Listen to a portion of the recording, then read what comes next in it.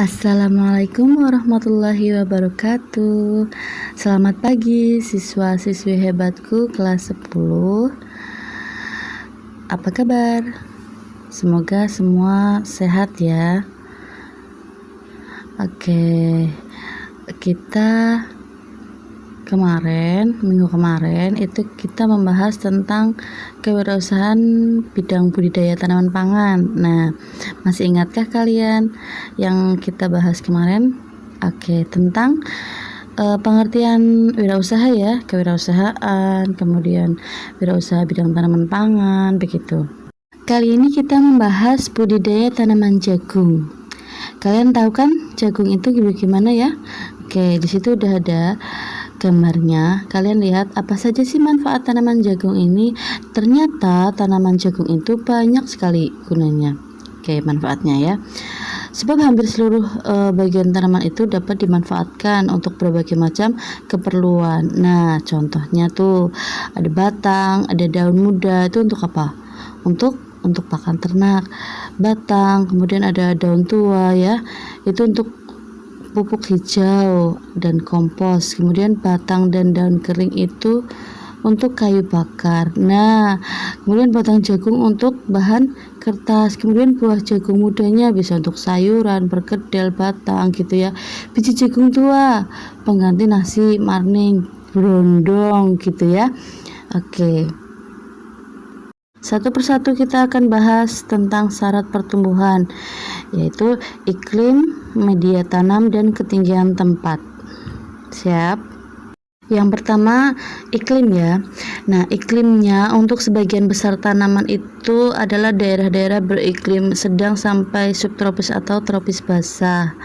Kemudian yang kedua, itu pertumbuhan tanaman memerlukan curah hujan ideal dan harus merata begitu ya.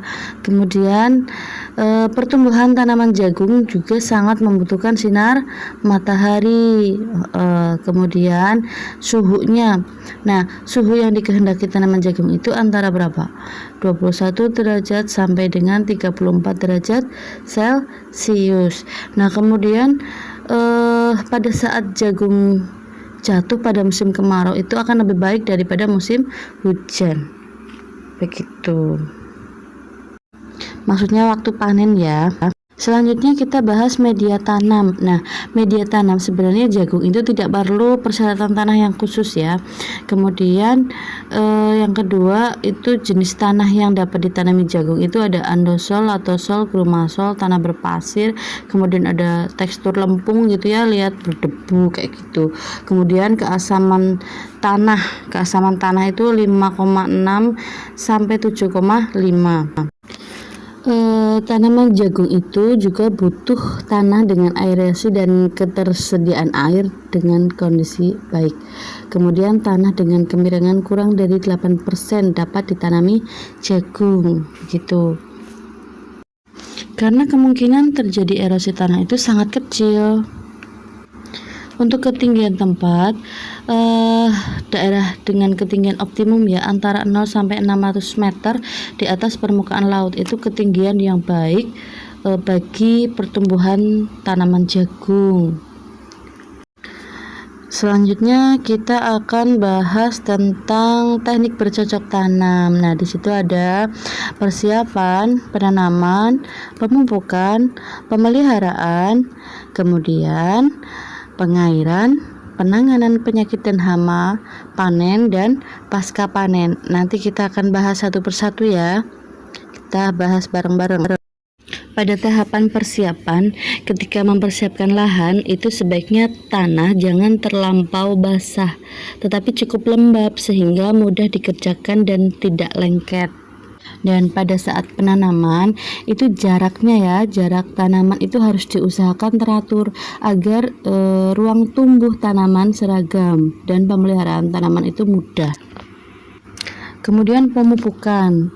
Tanaman jagung juga perlu dikasih pupuk ya, diberi pupuk agar tanaman itu tumbuh subur.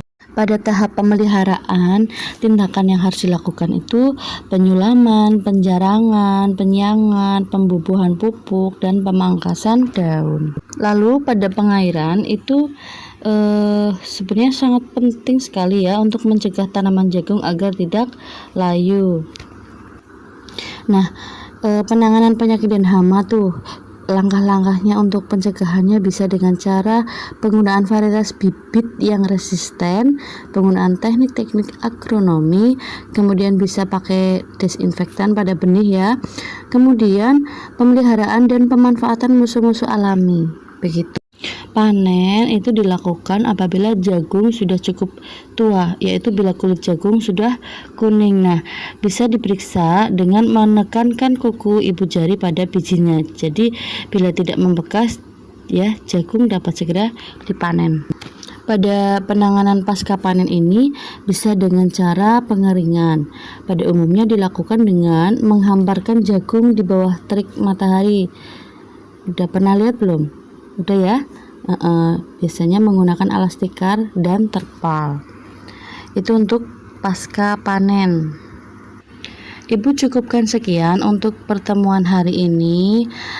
Kemudian untuk minggu depan kita akan membahas tentang peluang usaha budidaya jagung. Jangan lupa untuk selalu jaga kesehatan ya, memakai masker, mencuci tangan, kemudian menjaga jarak. Oke, Ibu cukupkan. Assalamualaikum warahmatullahi wabarakatuh. Dadah anak-anak.